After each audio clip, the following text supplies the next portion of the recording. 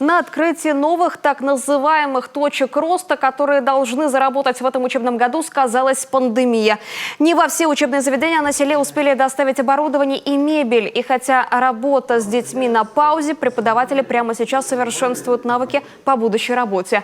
Из 42 плановых точек 3 из них, например, откроются в Усть-Цилимском районе. Заметим, год назад первый такой класс для внеурочной работы по информатике, технологии и ОБЖ там уже появился. В учреждении оборудовали несколько помещений, внедрены ноутбуки, коптеры, 3D-принтер, интерактивная доска, фотоаппараты, а еще необходимые для проведения уроков ОБЖ материалы. Благодаря такому оснащению в учреждении появилось несколько новых кружков, среди которых робототехника и даже свое телевидение.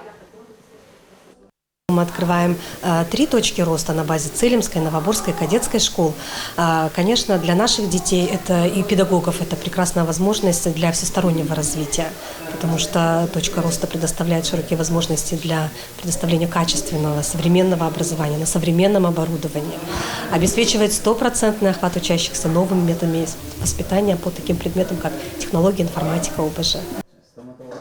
Первые 25 точек роста в Коми были открыты в прошлом году. 22 из них на базе сельских школ.